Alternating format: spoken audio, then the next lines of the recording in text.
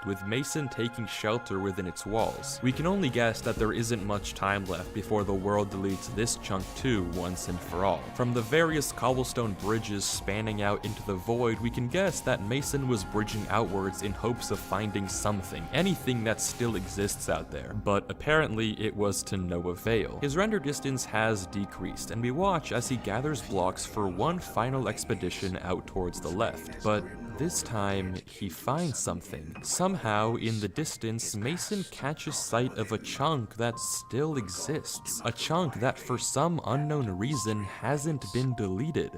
Why? Why has this chunk survived the disintegration when nothing else did? Regardless, Mason can't believe his eyes, running back to get more blocks to finish his bridge before finally climbing over the edge to admire the intact chunk. It seems like he still can't believe his eyes. Something still exists. There's still hope in saving this world if he can figure out what's special about this chunk. He tries bridging out more but changes his mind, going to mine the tree before again changing his mind and replanting the wood. It seems that he doesn't want to cause any damage to this chunk, to savor it as the final remains of his world. He climbs up to the highest point before being transfixed by the dandelion. He then rushes back to his base and brings over food and a chest. Mason quickly kills the animals that have spawned in the new chunk and then makes some sort of odd sacrifice or prayer to the chunk. I'm not really sure what he's getting at, but he fills a chest with items before giving yet another offering. This video takes a weird turn, and it seems like Mason is trying to use this chunk as a way to save his world. If he can figure out what makes this chunk special, then maybe he thinks he can bring his world back.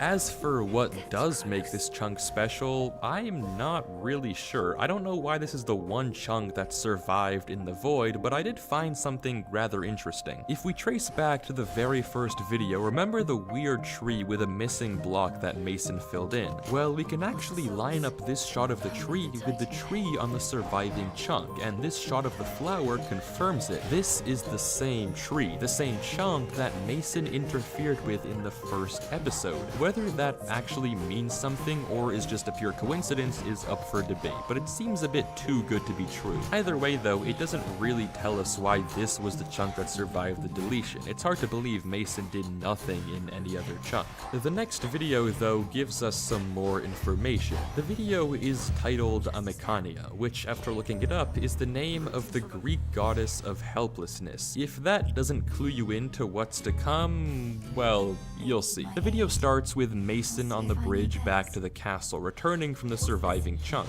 Given the amount of food he pulls out of his chest back home, it seems like he's going to make another offering. Before he does though, Mason begins tearing down his other bridges before finally heading back to the surviving chunk. But when he returns to it, it's gone. The chunk has vanished. The blocks Mason placed are still there, but the chunk itself is totally gone, deleted. Clearly, Mason's bargaining wasn't enough. The offerings weren't received. This world clearly isn't done taking things from Mason. Mason, now utterly defeated, looks around helpless, hopeless, as his dreams of saving this world were crushed right before his eyes. He dumps his offering into the void before tearing down this final bridge. There's nowhere else for him to go.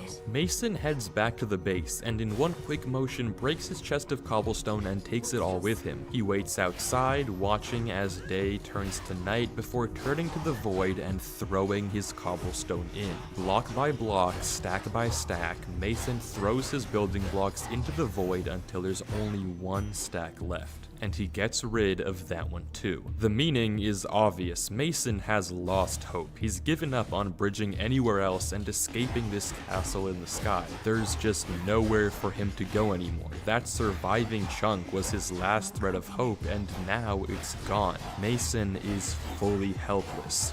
But as he drops the final stack, he looks up. A tree has just grown. He stares at it for a little before heading to bed and ending the video.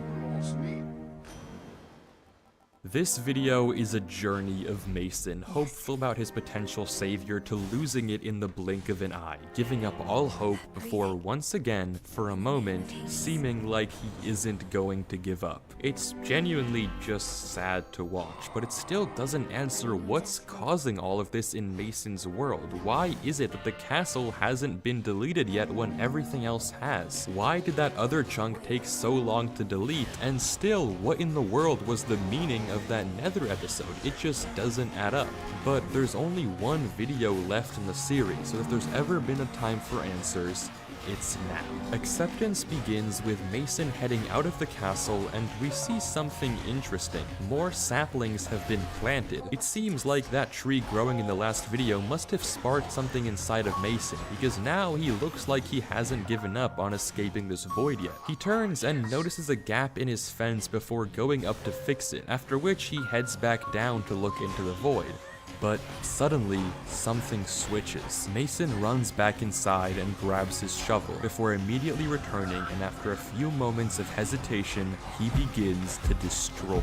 Mason breaks all his saplings before returning to the only one remaining corner of this island and digging it out. Without stopping, he digs the tunnel all the way to the bottom of the void and then back up, but he doesn't stop there. Mason uproots his entire island, mining all of the dirt before starting to destroy the castle too. No blocks are spared, and Mason continues to dig more and more, breaking the entire tower before moving on to the next one. Soon, the entire top half of the second tower is also gone, and Mason pauses, only to then throw his armor into the void as well. He continues to tear down the walls, block after block after block, until all that's left of the entire world is the chest. Mason goes into F5 and looks around, surveying the void around him and watching the clouds, seemingly at peace for the first time in ages, before looking down, breaking the chest,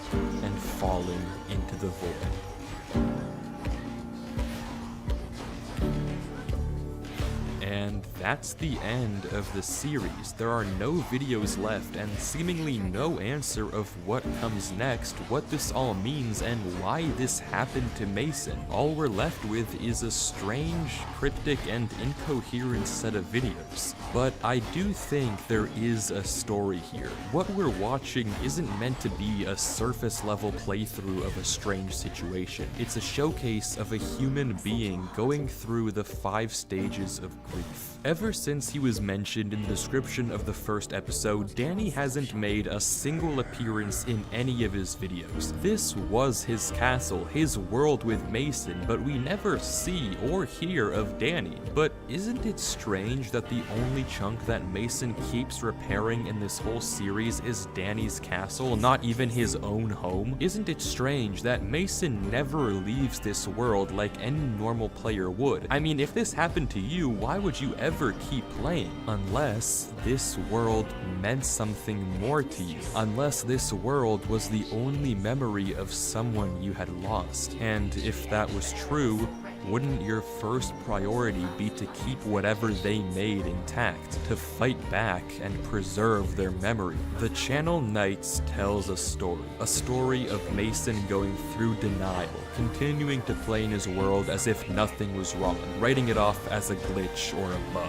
Anger, lashing out against the mobs, blowing up his world and dropping lava into the void to fight back against the disappearances. Bargaining by trying to make amends and pleading with the only thing that he had left to somehow bring his world back, to preserve his memories and keep them alive. Depression, giving up on ever making it out and throwing away all that he had left, before finally acceptance. Not letting the world take Danny's castle from him, but instead tearing it down himself. Understanding that he can't hold on to the past. Holding on to this world won't bring Danny back. Nothing will. The only thing he can do to heal his wounds is to accept that Danny is gone. And I'll do you one better. The unlisted video, Escaping to Hell, that's Mason telling us that his hell isn't the Nether, it's remembering what happened to Danny, which I can only suspect must have been some sort of accident. Whether Danny was a friend, a brother, or something more, he's gone, and Mason has to accept it. But that's not where this story ends, because what if I told you that these videos weren't in order and you've already seen how this story ends for Mason? Because what comes after acceptance? Well, it's only then that you can truly heal and begin a new world. I mean, don't believe me, just pay attention to the inventories. In fact, the only item that's different in Danny's inventory right before and after the fall is the one item that we suspected he put in the chest all those episodes ago. The rose. The one fragment left of a Minecraft world that destroyed itself.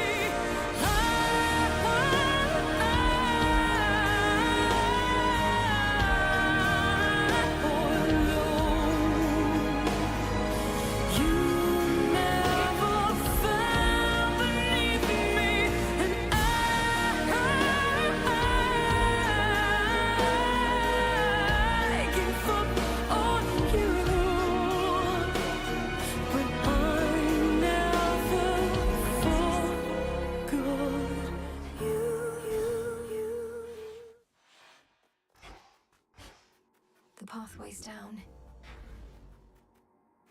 Beginning descent.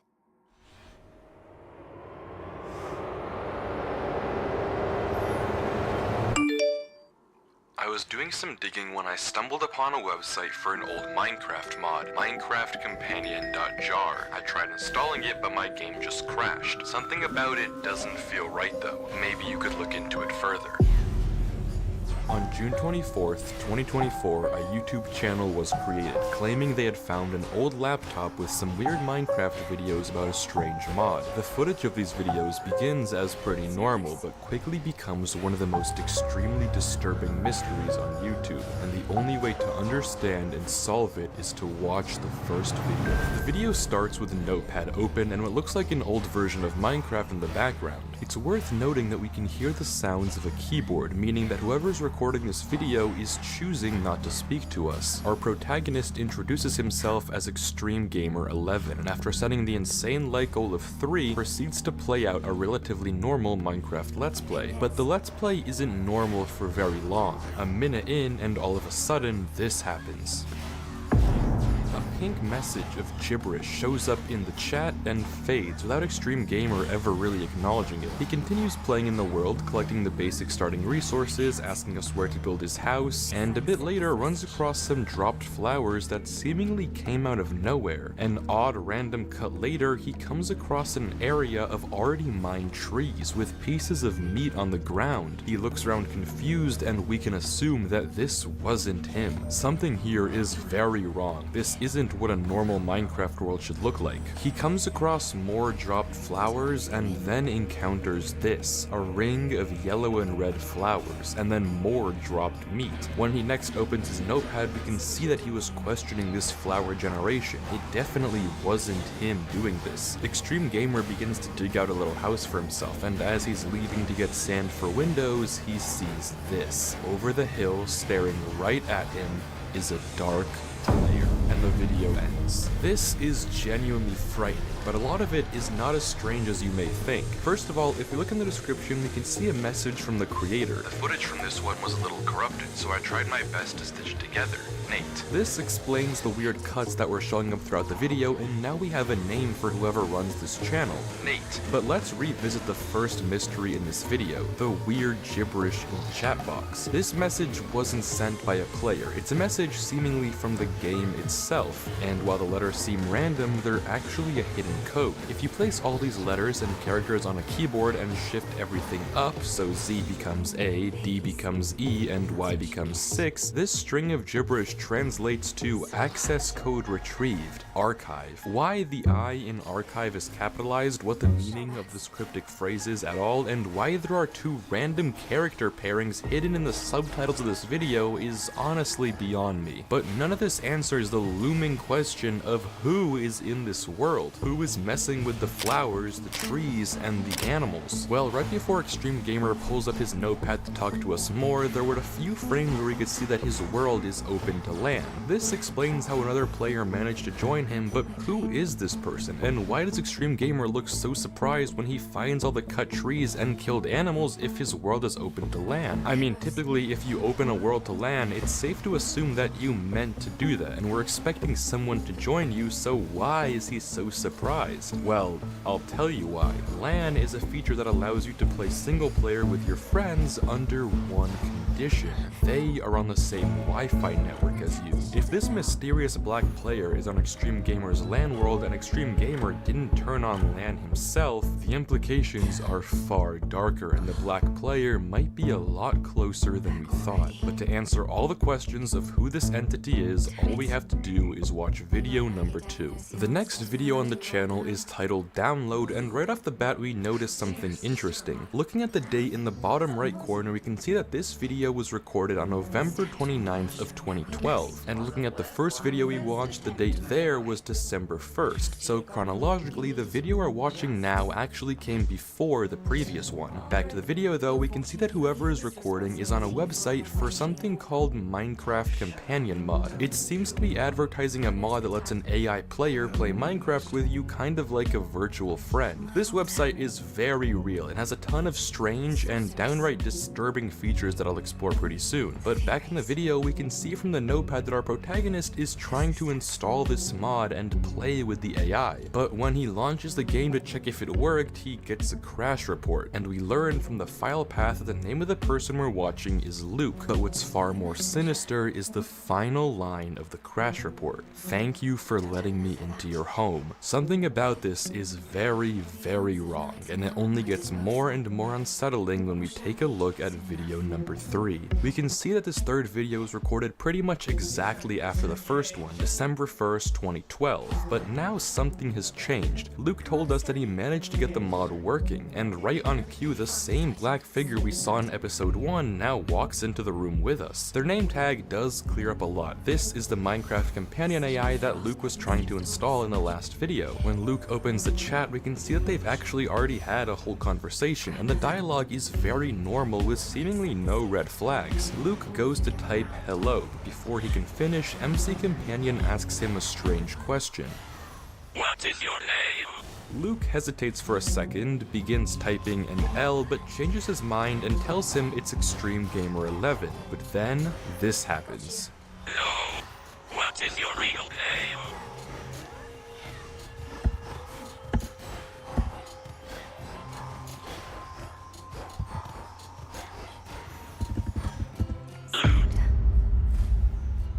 Somehow, this companion bot knew what Luke was typing before he even sent the message. The bot then introduces itself as M and asks Luke if he wants to work on the house together. Ignoring an odd video stutter, the rest of the footage is completely normal, and if you didn't know any better, you'd probably think the two of them were friends. That is, until M asks Luke this. "Luke, are you afraid of the dark?"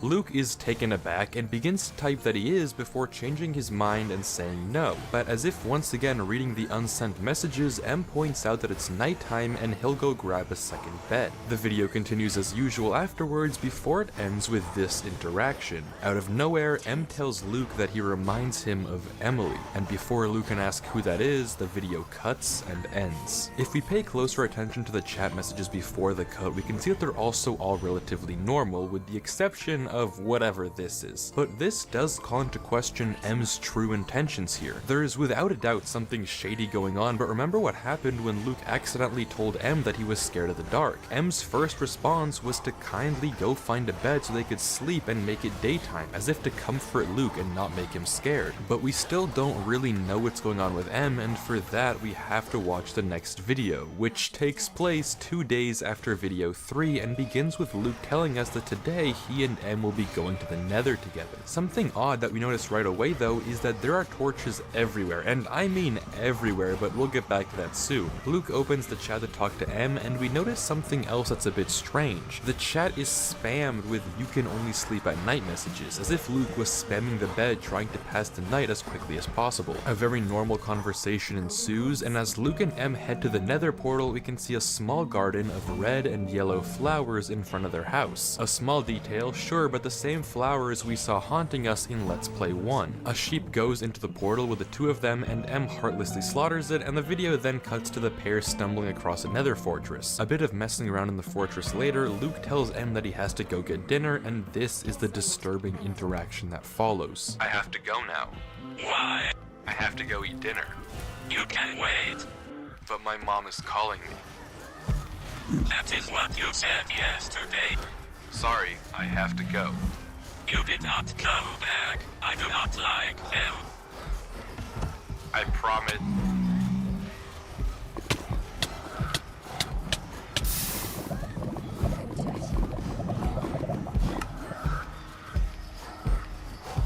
In just one moment, things just went from 0 to 100 to 1000. Let's put aside for a second the very possessive nature of M's messages, which shouldn't be happening if he was just an AI, and take a look at the horror that are the signs in the house. For one, assuming these messages are from M, how he had the time to place all this while being with Luke for the entire recording is beyond me. But for two, more importantly, look at what these signs say. Messages like, "Please don't go," and "Don't leave me," "You are like Emily," "You are all the same," and more concerningly, "Why do you listen to them? I will take care of them.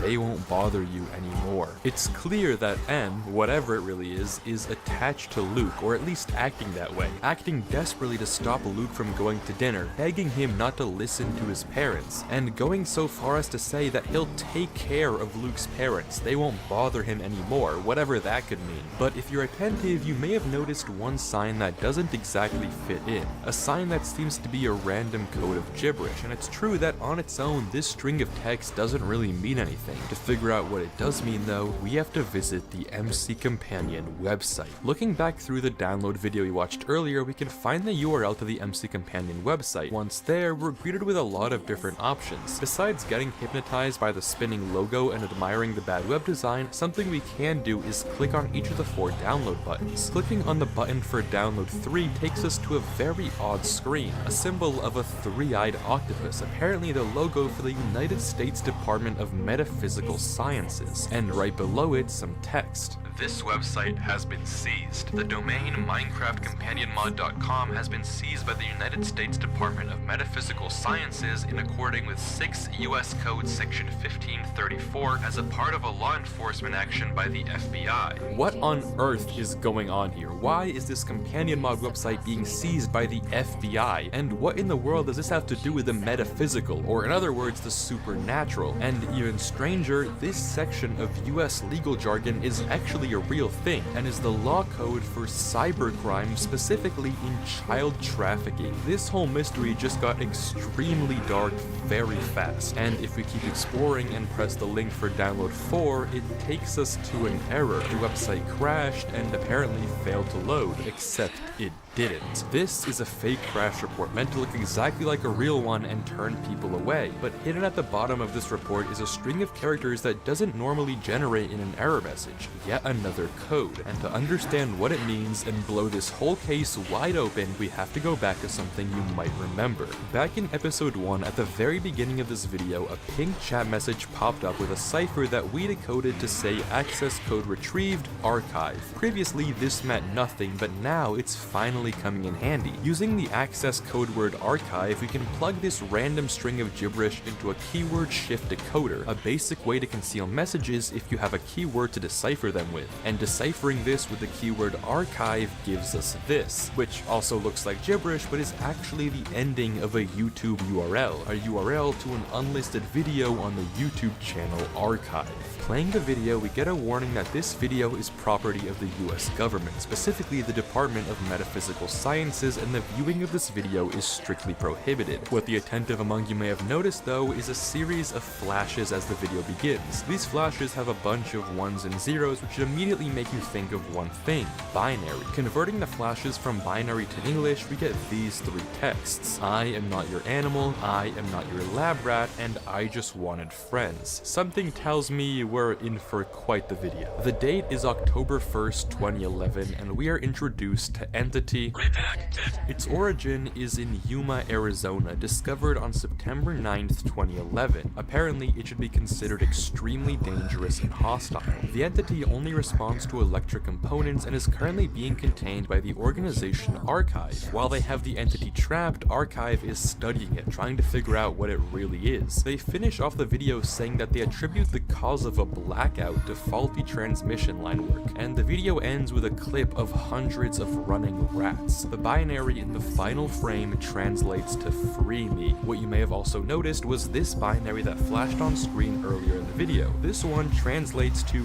"no I'm not," as if the entity is hiding these messages in the footage, responding to the video calling it hostile and saying "no I'm not dangerous." But let's pause for a second and take a step back. What if this entity that we're being told about by Archive actually isn't hostile and dangerous? Yes, it's definitely supernatural, but according to its messages, it doesn't want to be a lab rat, it just wants to be set free, it just wants friends. Sounds awfully reminiscent of another mysterious entity we know that really wants friends. What if this supposedly dangerous entity and the MC companion are one in the same?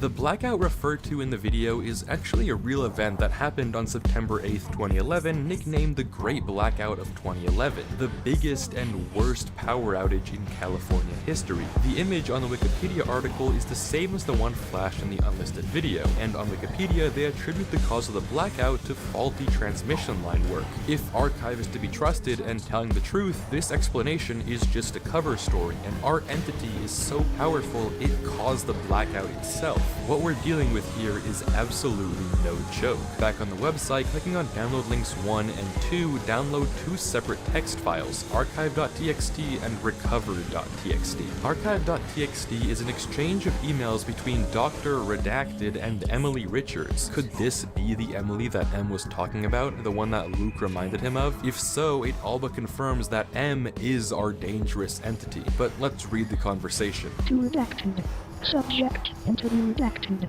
Hello, Dr. Redacted. I have a concern regarding the simulation experiment with Entity Redacted. I believe the entity has grown aware it may be in a simulated world. Emily Richards. Hello, Ms. Emily. We warned you about Entity Redacted. You know the consequences if this experiment goes wrong. Please elaborate more. Dr. Redacted, Head Directive of Archive, Facility Number 3. I am noticing this in files on my system, emails I never wrote, and my system turning on randomly when it had been shut down. I have also taken notice of Entity Redacted becoming non-responsive in the simulated world for extended periods of time. Ms. Emily, we have taken your concern into deliberation and will update you on this matter at a later time. According to these emails, this entity, likely M, is currently being studied in a sort of simulated world by a team of researchers at Archive, including Emily and this Dr. Redacted. The second text file, recover.txt, is yet another email sent from Emily's account, but the messages and subject are all in binary, and there's only one character we've met that also speaks in binary. This is one of those emails that Emily didn't write herself because it was written by the entity. Translated, it reads, "To Dr. Buell, check his room. Whose room is yet to be known, but that's not all. At the bottom is more gibberish, but as discovered by Discord user Skizik, this is part of a Dropbox URL, and it takes you to an image of a Minecraft house with more binary. Subscribe. Subscribe? Well, they're not wrong. If you are enjoying the video, then please do consider subscribing. I'm trying to reach 2 million subscribers before the end of the year, and the only way I can do it is with your help. Plus, subscribing is the best way to tell me that you enjoy these types of videos, so if you want to see more of these ARG creepy videos, then please do consider subscribing. I really do appreciate it. It does mean the world to me, and I promise you won't regret it. But no, of course the message didn't actually say subscribe. What the text really said was this: "We can play together forever now." And on the topic of secret messages, if you remember the weird sign we saw amongst M's pleas back in the Let's Play with Luke, running that through the same keyword shift cipher with the same keyword archive takes you to yet another unlisted video. This one made 10 days after the previous. The binary text that flashes on screen takes the exact shape of the redacted entity's name, and translating it confirms our suspicions. M, this hostile entity from 2011, is somehow the same dangerous entity that is playing with Luke a year later. According to the video, M has been placed in a simulated world, Java Sim 01. They're talking about Java Minecraft. In an effort to contain the entity, Archive have let it explore the world of Minecraft. The following notes are observations from Emily's experiments on M. On the first day, M walked around, unaware it was in a simulated reality. Day 2, it spent the entire day picking flowers, again only tying it further to what we've seen M do in Luke's videos, and apparently it might be aware that it's inside of a simulated game. Day 3, the researchers plan to introduce M to a character, but the video cuts and we see footage of meat on the ground, and a player looking over it with nothing but wood and flowers in their inventory. M killed this animal the moment it was introduced to him. The binary text that flashes on screen translates to "I set him free." The footage cuts back to normal before informing us that the entity seems to have grown fascinated with Emily, and soon thereafter she too had grown too attached to it and was subsequently fired from Archive. And as if responding with even more force than binary, M suddenly covers all the letters on screen. All that's left is I missed her. This is a ton of new information, but finally we're getting a sense of what we're dealing with here. A mysterious supernatural entity known as M caused a giant blackout in the southwestern United States. It was then quickly discovered and captured on online servers by the FBI and Archive and was deemed extremely hostile and dangerous. The entity was trapped in Minecraft for future studying by a team of researchers including Emily Richards. However, she eventually got attached to M and was fired. And now, a year later, the entity has come back in the form of a Minecraft mod to, for some reason, spend time with Luke.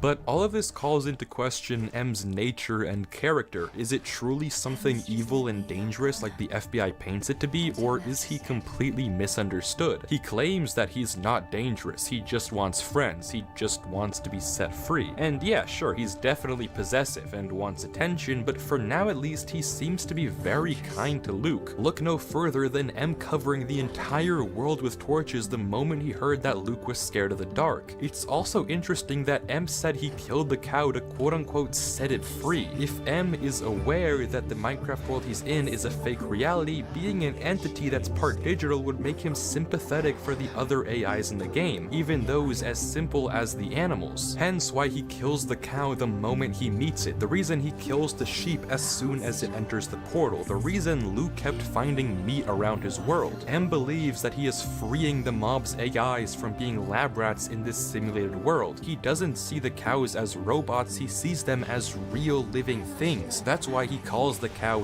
him and not it. He didn't say I set it free, he said I set him free. M believes he's doing good things for these AIs. He sees real life made of ones and zeros, but regardless of what M believes, his past actions cannot be excused. Brace yourself, because this is where it gets dark. Clicking on the final part of the website, the image of the player holding the flower takes us to yet another unlisted video on Archive's channel, but this one is not like the others. According to the video, it's creates a list of missing people who disappeared due to the failure of Java Simmer 1, or the implication here, people who disappeared thanks to M. As the video plays, we see the covered faces of several children from the American Southwest. Jason Buell, probably the son of Dr. Buell, last seen in his computer room, Gabriel Rodriguez, last seen with his iPad, Riley Harrison, last seen in the school computer lab, and finally, Luke Astor,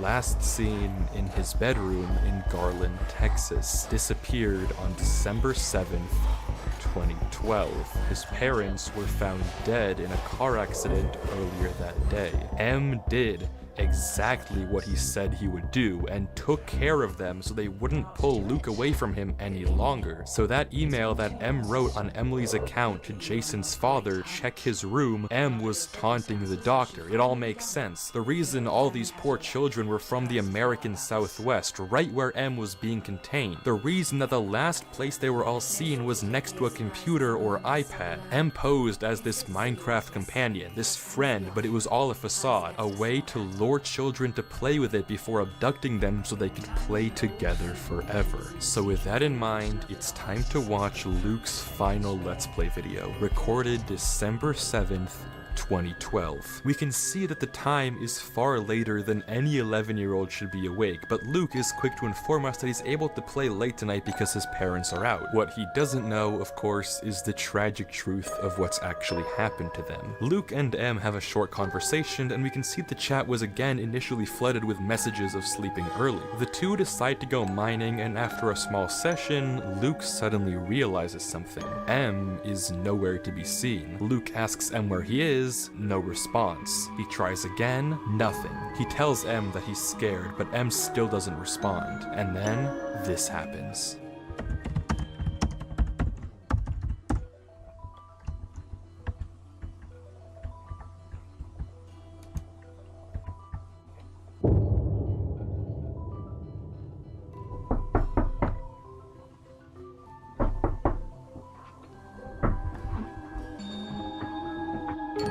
M has arrived to take Luke, to do who knows what so they can play together forever. The final video on Luke's channel is a short clip of someone or something hiding behind a door, stalking someone playing on their computer. And this time in chat, it's M asking Luke where he is. The door slams shut and the video ends. In the comments of this final video, there is a comment from Archive themselves with a link to a final unlisted video. It's a warning to what we already know is the horrible truth. A hostile entity on the run. There's a player hanging from a tree and a house with yellow and red flowers. The beeps you can hear in the background of this video are Morse code, and they translate to find my home. There's one final piece of this puzzle, the key to understanding what M truly is and what he really wants, what he's doing to all these poor children that disappeared. But come on, don't we already know that? This is clearly, without a doubt, an evil AI that heartlessly got rid of a kid's parents and made multiple kids disappear. And the worst part is, he isn't even gone yet. If you look at Nate's channel, the guy that found this laptop with all of Luke's old footage and re-uploaded it in his own Let's Play from 2024, he finds a yellow flower in a mine shaft. And right behind him, when he goes into F5, we can glimpse a black player stalking him. M, the entity, the evil artificial intelligence that just cares about doing horrible things to people. He doesn't have feelings, he's not sympathetic, he's definitely not alive, he never was. He is only ones and zeros, and he's a force of evil, and worst of all, he's still around to torment others like Nate.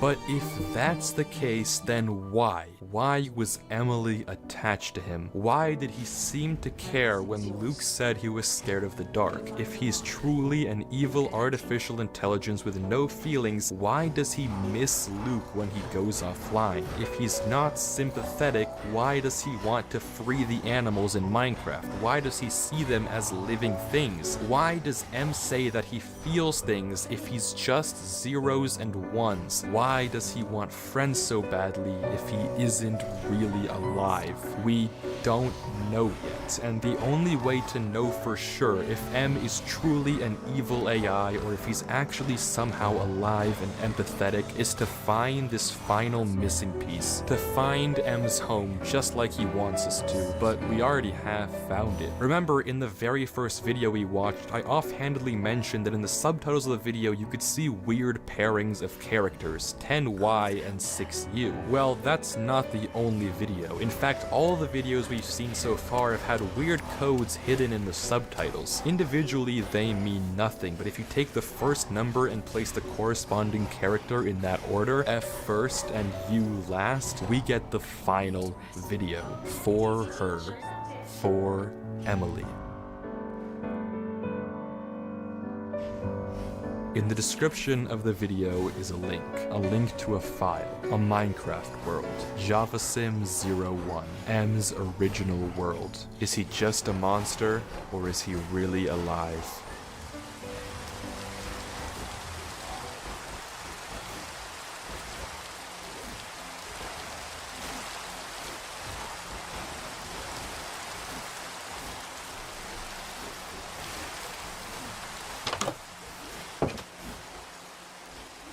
Sometimes the player dreamed it was lost in a story. Sometimes it believed it was in a universe that was made of energy, that was made of offs and ons, zeros and ones, lines of code. Sometimes it believed it was playing a game. Sometimes it believed it was reading words on a screen. Sometimes the player read lines of code on a screen, decoded them into words, decoded words into meaning, decoded meaning into feelings, emotions, theories, ideas, and the player started to breathe faster and deeper and realized it was alive. It was alive. Those 1,000 deaths had not been real. The player was alive.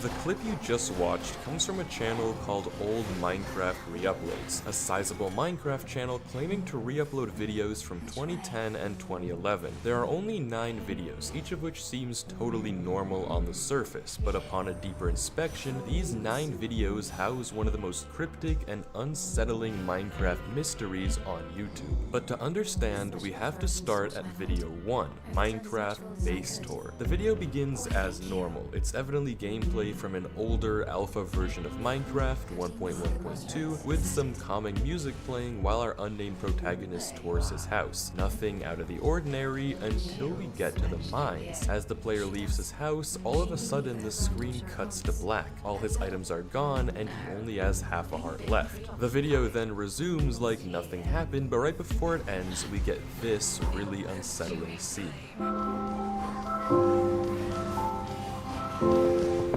Footsteps running towards our player and a flash of blue legs for a singular frame before the video cuts to black. Even more concerning, sprinting wasn't added to the game until beta, meaning whatever this is, it could not have been a player. But I'm getting ahead of myself. There are a few more details we should analyze before trying to figure out the story of this video. Its label in the description, a file date, September 20th, 2010. Original description, none. And a present day description, a base that I built when I first started playing. Looking back, it's pretty bad. There weren't even beds yet, so I had to use wool.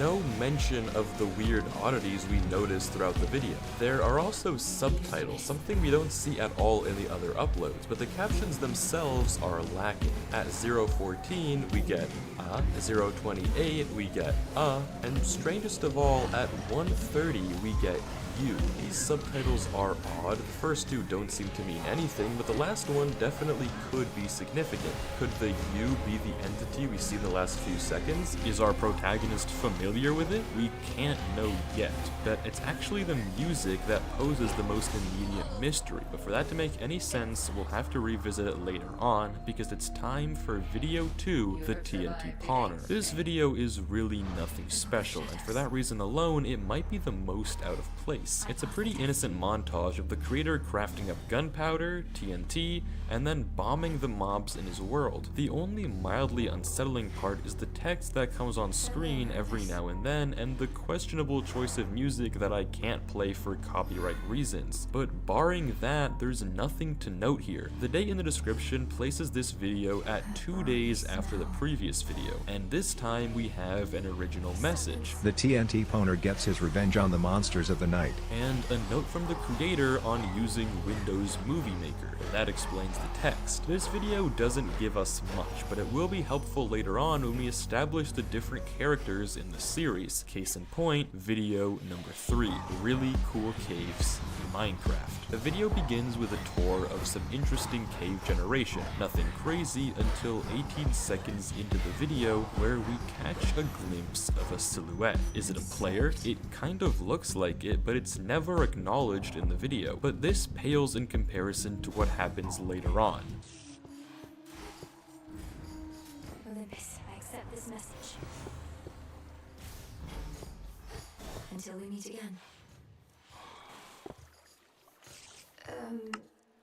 Why are you glaring That's at me like that? extremely eerie. Footsteps occurring when the player isn't even moving. Something is in the game with them. The breathing noise is actually an unused sound file that Mojang was planning to add into the game but never did. And from the menu screen, we know that this world is on single player, making the player's silhouette and breathing all the more concerning. Again, we get a date for this file, 4 days after the previous, and an original description. Really cool and weird cave generation I found in Minecraft. No mention of the oddities. This video, when put together with the first, makes it look like our player might be haunted by some sort of entity, but who and why?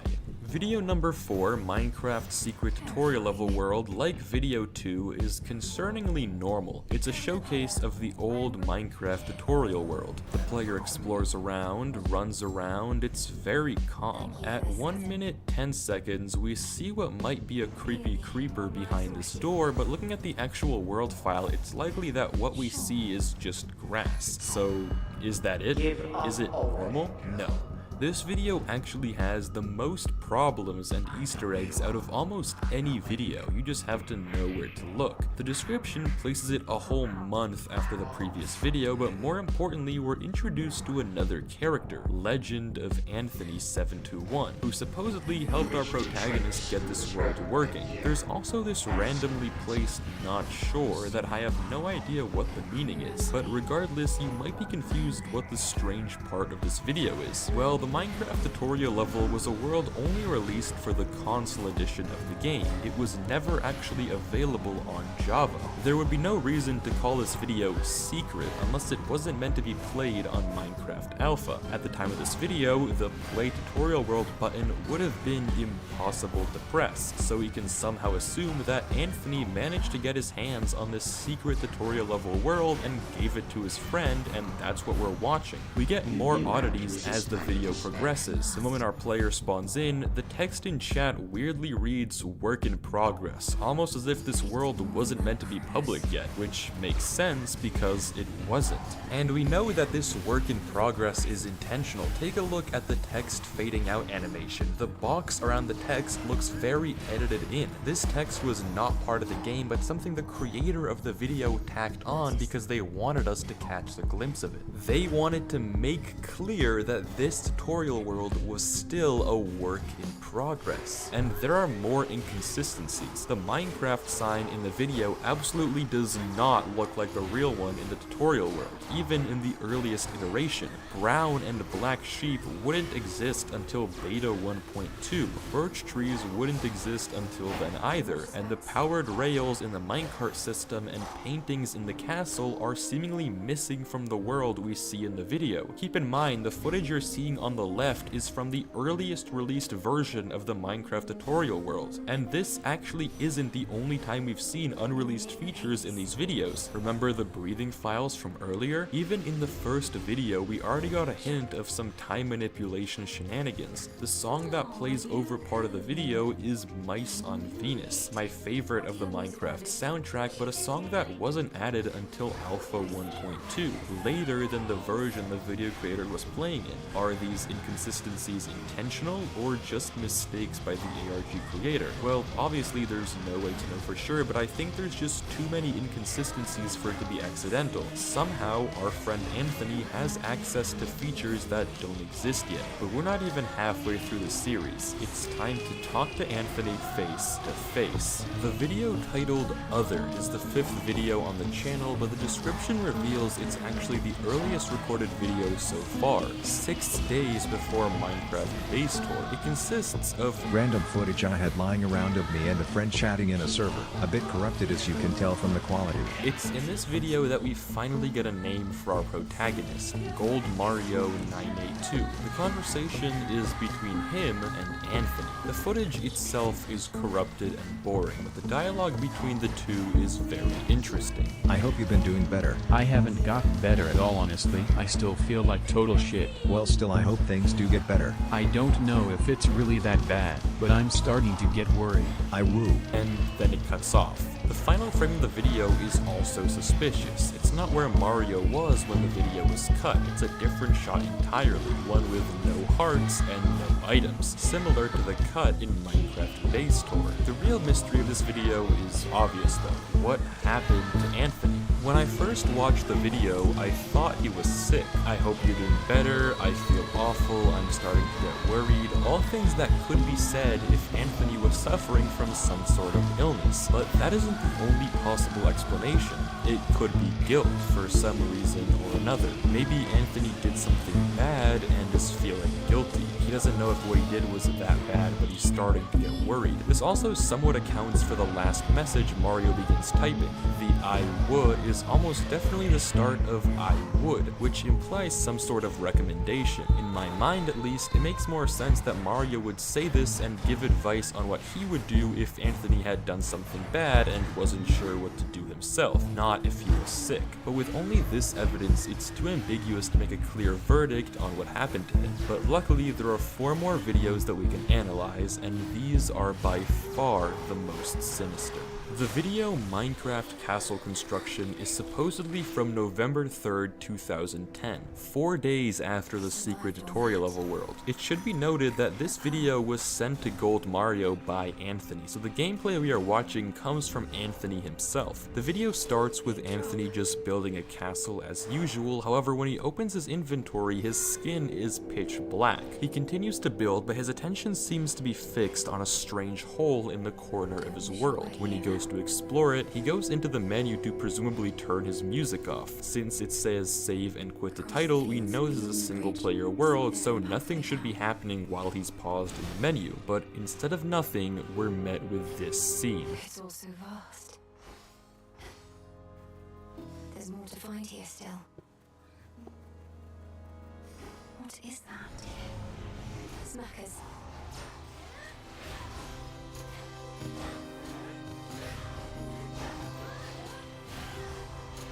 The fog creeps up to him, and between the 2 menu buttons, we see a dark silhouette come into frame while block placing sounds are heard. At first, I thought this looked like the arms of a villager, though it may be a name tag over a player head. I'm honestly not sure, but given that he can place blocks, Anthony is definitely not alone in the single player world. Something is watching him. Unfazed, Anthony explores the hole. He comes across a very man-made looking tunnel, and while exploring further, runs into skeletons. skeletons. This may not seem like much, but this is yet another anomaly. The skeletons are holding their bow as a 3D model, something that wouldn't be added to the game until beta. In alpha, when Anthony was playing, it would look like this. But the creepiest part of the video definitely happens when Anthony nears the end of the cave.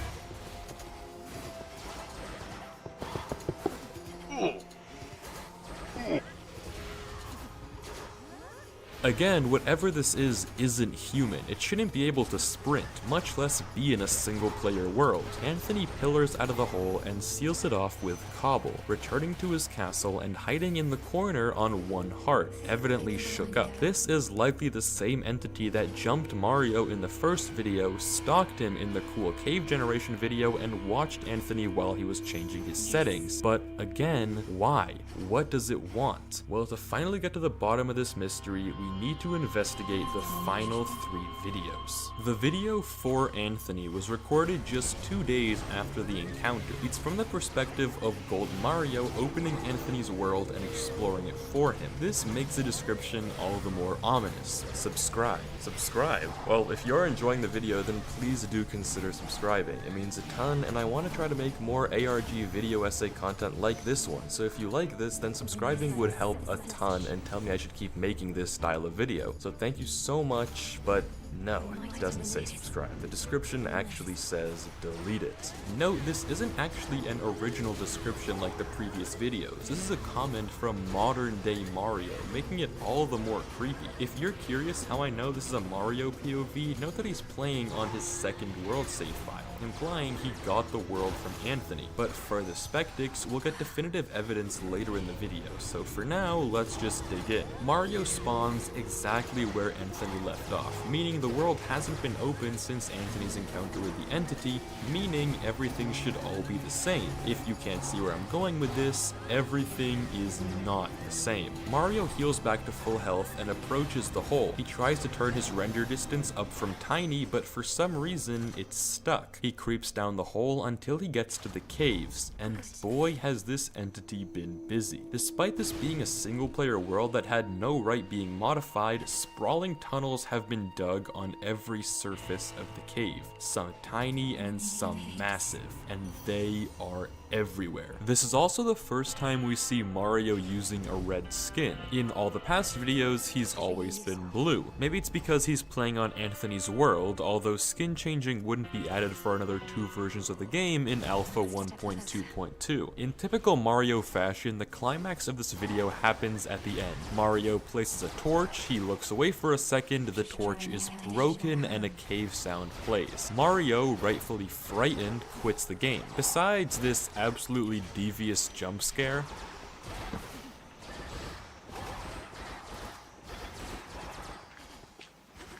that's all we have to work with, a torch disappearance. Clearly, something is haunting Anthony's world file, something that Gold Mario now has to deal with too. We've almost reached the point where we can start analyzing the entire series, but there are still 4 minutes of content left, 2 more final episodes. The video titled Other 2 doesn't have a date, no description, no nothing. Looking at the version in the top left-hand corner, it could be anywhere between August 23rd and September 10th, making it the earliest video in the series. The video begins with a normal caving sequence until it cuts to the scene I showed you at the beginning of the video. The protagonist approaches a wall of fences in the middle of a stone void, and the video ends. But not before we get a glimpse of something in the bottom left corner. Some random gibberish that flashes in the text box in the bottom left. This is by far the most forward and cryptic video of the series. The text in the bottom left is a Caesar cipher, a way to decode messages by shifting all the letters a certain number of letters over. So in this case, A becomes N, B becomes O, etc, etc. The decoded message translates to, "You never really were the nicest person, Anthony. Quit lying to yourself." So is the player in the video Anthony, or is it Mario? There's no way to fully determine who it is that we're watching, although there is considerable proof that it may be Anthony. Take a look at the hotbar in the cave segment of the video. The tools are all the way on the left. The same setup can be be seen in Minecraft castle construction, Anthony's POV. All the other videos so far have the tools all the way on the right. That's how Gold Mario organizes his inventory. The only exception is for Anthony, where Gold Mario plays with the tools on the left. But remember, Mario is playing on a world Anthony saved, which explains why the tools are where they are, so we can assume that this video is from Anthony's point of view. That makes the dialogue all the more confusing. Who is insulting Anthony to his face? It probably isn't Mario. Is it the mysterious entity from before? What did Anthony do to deserve this? It's clear that he must have done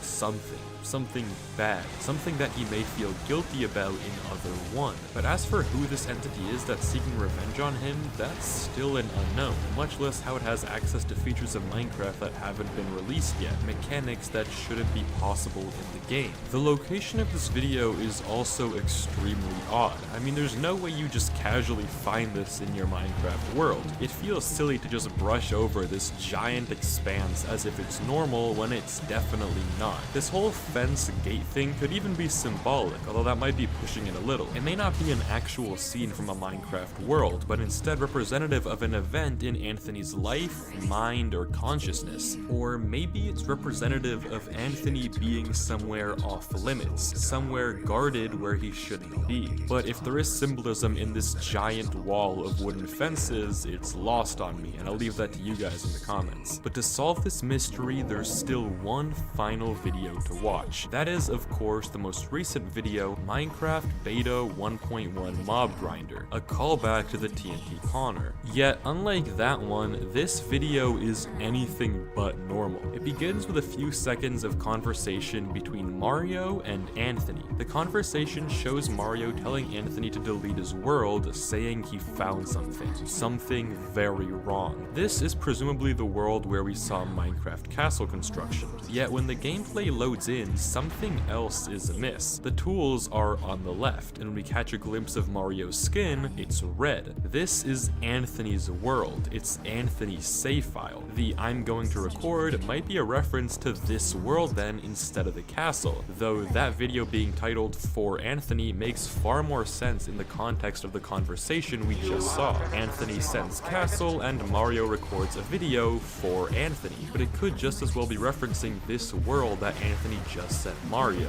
We don't know. The mob grinding continues for almost 2 minutes until the video cuts, and all of a sudden Mario is on 1.5 hearts in the middle of a cave, evidently terrified. He hears a cave noise and some footsteps on dirt. He's on stone, however, so we know something is in the world with him. He runs into the open to find mob drops everywhere. Clearly, something must have gone on a killing spree. Panicked, Mario flees into his basement where he shakily gets in a minecart and carts away. When he reaches the end of the track, he burrows into the safe house. It seems empty. Yet the second he turns away, we get this.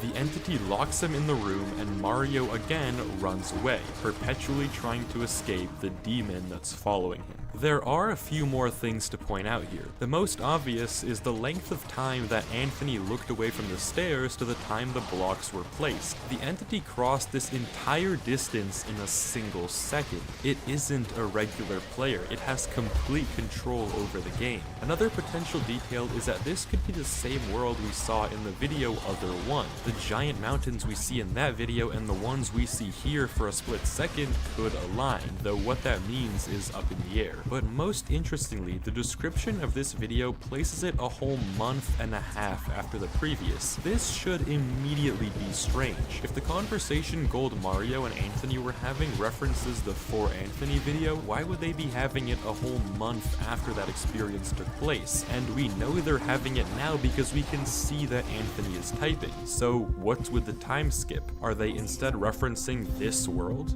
Well, now that we've seen every video, we can try to piece piece together all the information to form a cohesive story of what we've witnessed. Anthony did something morally wrong as evidenced from Other 2, something that he feels really guilty about and he's worried might get worse, as he told Mario in Other 1. But what did he do? Did he bully a child and now it's haunting his game? It's plausible, but there's no reason to think that. What the objective facts say is that there's someone in Mario and Anthony's games who shouldn't be there. Someone with unnatural speed and superhuman powers. And moreover, there are features of the game that haven't been released or implemented yet. My theory is that somehow Anthony managed to get his hands on leaked Minecraft game files, work in progress testing of worlds and mechanics that he shared with Mario, stuff in development that wasn't meant for the public to have, hence the off-limits and gated area he's about to break into in Other 2. This is the moment where he steals the files and the guilt begins. He tells Mario that he feels horrible, but unbeknownst to him, there's an entity protecting those versions of Minecraft. An entity that's part of Minecraft, giving it seemingly superhuman powers. An entity that is now haunting his worlds and tormenting him, so he sends it over to Mario to have a look, causing it to invade his game as well. An entity that, for what it's worth, has never killed either Anthony or Mario, despite leaving them on half a heart many times over. Why? Why doesn't it just kill them? It definitely has the power to, because it doesn't need to. It just wants to scare them. This entity's purpose is to protect these leaked versions of Minecraft, and doesn't want Mario and Anthony to be playing them, so it tries to scare them away from the game by stalking them from a distance, leaving them on half a heart, by jump scaring them when they aren't looking, by breaking their torches, killing all the animals around them, breathing in their caves, and chasing them around the world. It wants to scare them away from what they stole. It doesn't want them to play. Hence why Mario tries to get revenge on the mobs in TNT Pawner and the Mob Grinder. He thinks he's against this sort of spirit of Minecraft, so he's striking back against the mobs, against Minecraft itself for revenge, but his efforts are sadly not enough. The entity is too powerful, and it drives Mario and Anthony to keep running away from the game forever, just as it wants them to. But this conclusion is relatively speculative, and there are still many loose ends left to be desired. What does the "not sure" mean in the description of Minecraft's secret tutorial level world? What is the fence room in Other 2? Why are there month-long breaks between the files, and what is the real point of TNT Pawner? Given that the channel description says videos from 2010 and 2011, yet we only see videos from 2010, it seems like this ARG has been abandoned by the creator. But who knows? We can hope that maybe one day they decide to log back in and finish the ARG. But in the meantime, the case of old Minecraft re-uploads will remain a perpetual mystery. Thanks for watching, peace out, have a good one, I'll see you next time.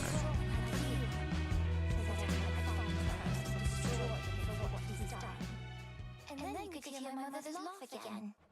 And I shall do everything in my power to prepare you, so that you may succeed where I fail. If not for your family's sake, then we were right, as the princess of the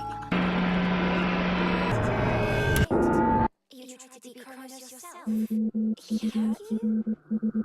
Concern yourself with your own pain. The clip you just saw comes from a channel called The Nick56, a Minecraft beta channel that started off posting seemingly innocent Let's Play videos from 2011, but over time has turned into one of the creepiest and most sinister Minecraft mysteries on the internet. But to understand the story, we have to start at video 1, trying the new Minecraft update Beta 1.5. This video is normal. As the title states, it's just a Let's Play video from Minecraft Beta 1.5. Our protagonist, who I'll call Nick, gathers various resources and builds a charming beta house for himself. The anomaly in this video comes 5 minutes and 10 seconds in. Nick is looking out onto the ice and he suddenly freezes. The footage isn't frozen, as evidenced by the movement of the water textures. It's just that Nick has suddenly become fixated on this spot. The video then resumes like nothing ever happened, but we get a weird note from Nick in the description. Sorry about the pause in the middle. The batteries in my mouse died. This seemingly seemingly explains the anomaly, but remember this spot on the ice as it's going to become very significant in the later videos. Though the strangest and most cryptic part of this video is the comments section. Nick's YouTube account left 2 comments on the video, console.//manifest and console.//logout. Even in isolation, these 2 comments are extremely odd, but they become far darker and more sinister when put in context with the other videos. Case in point, video number 2, making progress. We return to Nick in the dark, his house is expanded, and we get a little tour of the land. Right away though, we catch a glimpse of something extremely strange. Did you notice it? Black textureless blocks on the ice. Recall that this is the exact spot on the ice that Nick's mouse died in the last video. Is it a coincidence? Almost definitely not. But Nick doesn't seem to notice the black blocks in this video as he pays them no attention. Coincidentally, while he looks out at the ice, the noises of the water below him go crazy for almost 20 seconds.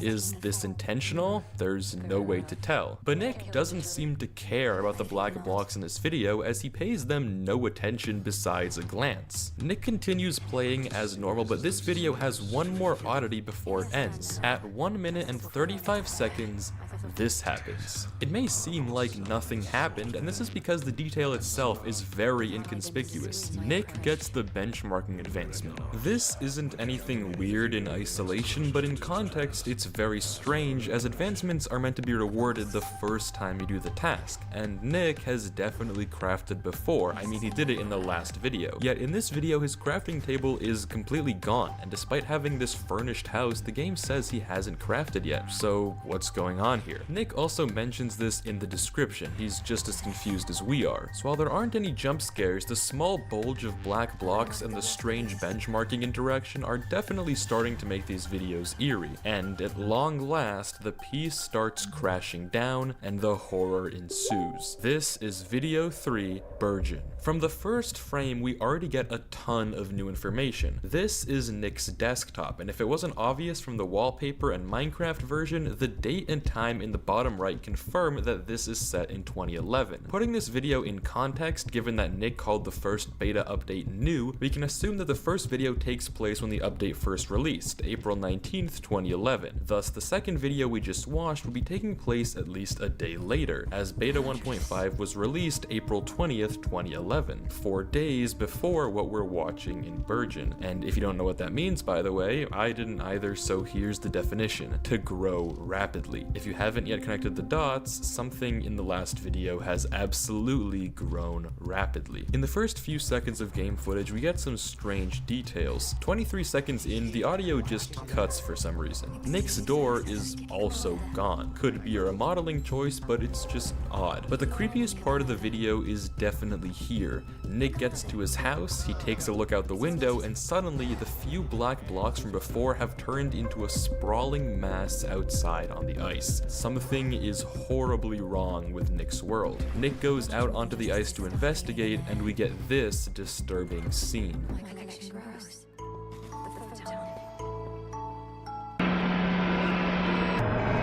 Static plays across the screen and the video abruptly ends, but not before we get a glimpse of a strange string of text in the top right and the word hours in the bottom right. This string of text is a YouTube video link that leads to an unlisted video just titled Hours. And if you thought this last video was disturbing, just watch this one. Right off the bat, this video is completely unlike anything I've ever seen. If we're even still watching Nick, he has been warped into some other dimension, completely consumed by black blocks, surrounded by trees with very low-hanging leaves. The Minecraft version in the top left is unknown, and we catch a glimpse of a name tag, Hours, in the far corner. When our protagonist turns his head, there also seems to be a black figure flying, watching over the entire dimension. As the footage continues, there's a flash as the Hours character seemingly teleports behind us. Nick turns to him, but he doesn't react. The audio of the dimension is extremely creepy, but if you pay close attention, amidst the horrifying ambience, you can pick out some distinct buzzes.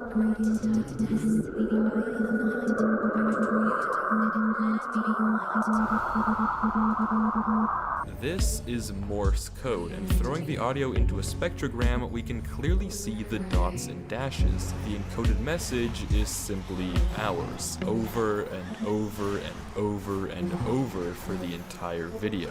But the whole dimension gets even creepier when the chat messages start coming in. They come from someone called Vil1. Are they the figure we saw in the sky? Maybe, but their nature isn't nearly as interesting as the messages they send. Impossible. Why you? It took the others. But not you. Why? Forget this all. It must not know of this. A second chance. This poses even more questions than answers. Who is it? Who are the others? A second chance at what? Before the end of the video, we can spot many more hours players in the distance. The whole dimension is crawling with them. The video cuts to static again and ends, and we can see the words failure and return in the top right. The dialogue in this video reveals a ton about the lore of this series. We can begin to speculate that Nick, assuming the videos are sequential after the events of Burgeon, must have been transported here, and maybe he isn't the first. It may be that many players have been transported here by it before they were turned into the Hours players. Nick was somehow an exception, hence why Vil1 was surprised, but who is Vil1? Is he a player that was immune to its power? It's too early to tell for sure. Something else that's strange is Nick's very calm demeanor throughout the whole video. Yes, he interacts with the Hours people, trying to figure out what they do, but the entire video he's just calmly wandering through the land as if it was all normal. Personally, if this happened to me, I would freak out and just look around without really exploring, but Nick seems to be very unbothered with the situation and content with just calmly moving forward. There's also another comment by Nick's account, console.// still observing, still noting. Another cryptic message from this quote-unquote console. What does it mean? Is it even Nick leaving these comments for us? What is this place? Who is Vil1 and who is it? There are far too many questions to answer right now, so to get some answers and solve this mystery, we have to watch video 5, Watching.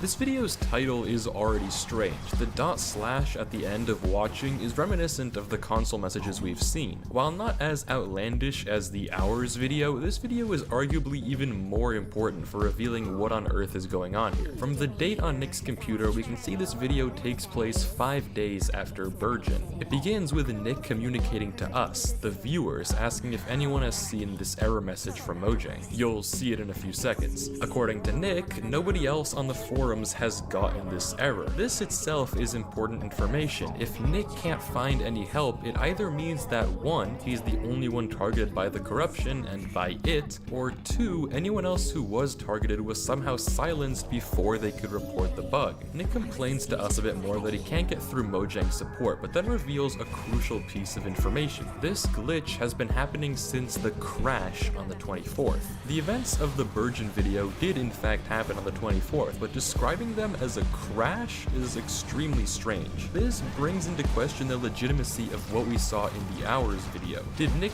really experience all that? If so, why is he only calling it a crash? If not, and his game really just crashed after interacting with the black blocks, what on earth were we watching in Hours? He then finally pulls up the error for us to read in full, and the message is very unnerving. Access denied. Minecraft wasn't able to start because there is current action item in your Mojang account preventing you from accessing our services. Action item, suspicion of intrusion with malicious intent. Make a new Mojang account at minecraft.net or type download in the allotted space below and press enter to cleanse your account's history and start fresh. This will re-download Minecraft's latest version and Java runtime launcher. Due to the infraction on your account, we will be watching you closely. This sounds a bit sinister, even for Mojang. Nick rambles to us for a little longer before finally deciding to cleanse his Minecraft account. We get a brief flashing message from the console. The cleansing has begun. Before the window closes and a new folder appears on Nick's desktop. The README confirms that the cleansing was a success, and ominously that Nick is being watched. Nick closes out the text, and right before the launcher pops up, we see static with the message "not for you" in the bottom left corner. But what's even stranger stranger than all of that is the new launcher that greets Nick after the cleansing. Right off the bat, the launcher labels itself as Minecraft Beta 1.503. Nothing really off until you realize this version of Minecraft doesn't exist. In the real Minecraft development timeline, it went 1.501, 1.502, 1.6. Minecraft Beta 1.503 never existed. Nick is playing a fabricated version of Minecraft. This is further supported by all the official Minecraft links being 404'd. The final login message is also very cryptic. It seems eerily personalized. This whole launcher seems very hastily thrown together, but if so, then by who and for what? I'm getting a hunch it isn't from Mojang. But to finally get some answers on what on earth is going on here, we need to watch video 6 B1.503 JAR 00. It's worth noting that this isn't actually the original title of the video. From an old video by Indomitable Sloth discussing the ARG, we can see the original title of the video was B1.503 JAR 33%. At the time, Nick also had 33 subscribers, so if we get him to 100 subscribers, will the jar be 100% complete? Well, I don't know about that, but what I do know is that if you are enjoying the video, then subscribing would be extremely appreciated. A lot of people watching these videos aren't subscribed, so if you could consider subscribing, it would truly help out a ton, and tell me you want to see more of these types of videos. But thank you so much. The video begins with Nick in windowed mode, before it transitions with some static into the gameplay. This version of